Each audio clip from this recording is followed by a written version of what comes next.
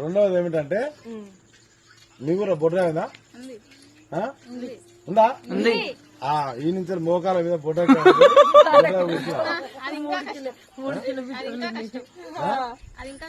ఈ ఆఖరి కట్టం ఏంది చెప్తే ఏం చేస్తున్నారు ఇక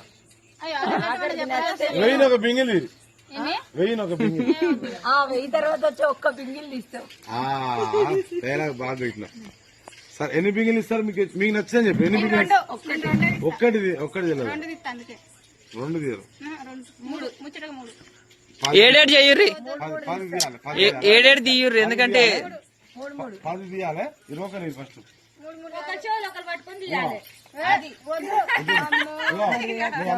అమ్మవారి కాడ అందరు శిక్షణలు కాబట్టి